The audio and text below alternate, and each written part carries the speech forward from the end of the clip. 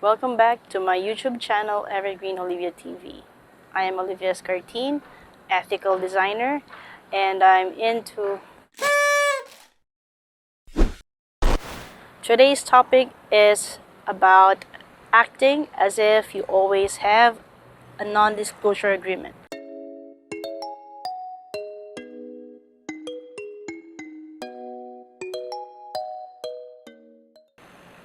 Welcome back to my YouTube channel, Evergreen Olivia TV.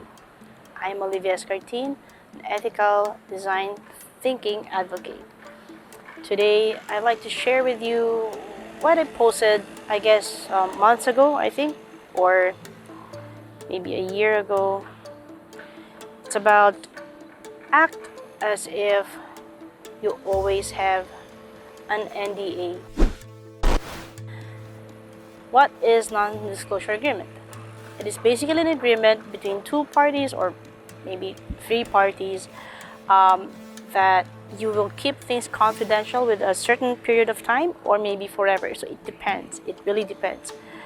And normally this is done in a business setting or employment setting.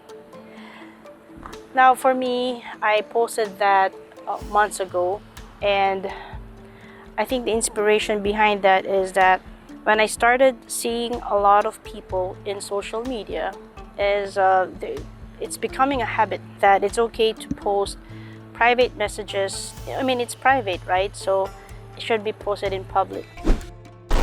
And it kind of like reminds me that if we are mindful, having that kind of framework in our mind, like keeping things as much as possible discreetly or giving respect.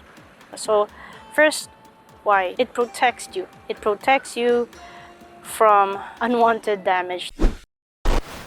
It's very important that any information that didn't come from you, don't share it. For example, if you're dealing with a prospect client and that client didn't ask for anything, no NDA, no agreement, and you ended up having an email list of their customers because they need your help, and you're doing email marketing as a service, and then eventually you made a mistake, unintentionally, of exposing the information, and accidentally, very sleepy, posted an Excel file data of certain customer information of perhaps a company, and suddenly a customer saw that and starts suing the company, right?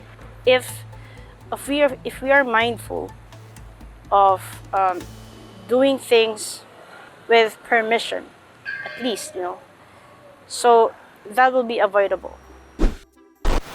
The other case is, a more peaceful lifestyle. It's avoiding gossips. So if you've heard a friend or someone has this problem about another person, you don't have to say it. You don't have to be the one telling the story. Some people, there are some people who actually do that. Way back in the days, it reminds me, especially in a corporate setting or things like that. Some people would use that way to spread gossip. They won't directly tell the person. They will just tell other people and let those other people be the messengers. I don't know if the right term for this is gaslighting. I'm not sure. But the point here is, don't be the accessory in propagating gossip. Now, if you have an issue with a certain person, you just have to tell the person directly and not be the bridge or not use another person as a bridge. So that will be a very, very good practice. There are two things there. Why? It's not because there's always someone watching you, and let's not talk about government regulations or things like that. So first is, the person that is dealing with you would have an idea that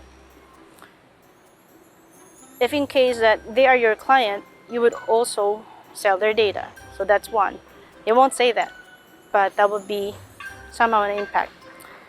Then the other impact is, it's habit forming. if you have the habit of not being mindful with these things, it will actually come out. It's perhaps I'll make another content describing more about it. But you know, in life, when we do things consistently, it creates a habit, and that habit becomes like part of your behavior. Some people will actually pick that up, and it will be difficult. And also, on the other hand, is if you have the habit of being reckless, you might end up not protecting yourself. So it's good that, you know, we are all about doing something that we want, we like, and result oriented, being very productive. But it's really nice also to be aware of the risks of where do we what is legal, or at least what is more of I would use the word right at this point. It's a bit kind of like obvious if it's right or wrong, right? So remember all these things, even if you just see that these are just information, you always have to look beyond that. There are people behind these stories. I'm just sharing that thought process. It really helps, you know. A lot of, in my experience, you're able to build trust over time, and with that trust, there's more long-term relationship. And speaking of relationships, it's also applicable in relationships. So that's it for now. Act as if you have an NDA all the time. It's applicable in office setting, real life, corporate, if you're someone young, and high school, you know, probably you're not yet working. This is still applicable. Sa may mga barkada, it kind of like helps a little bit of control.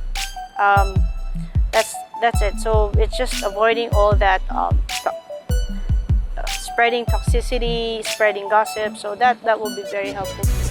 Alright, so thank you, and don't forget to subscribe. I hope that you like this content.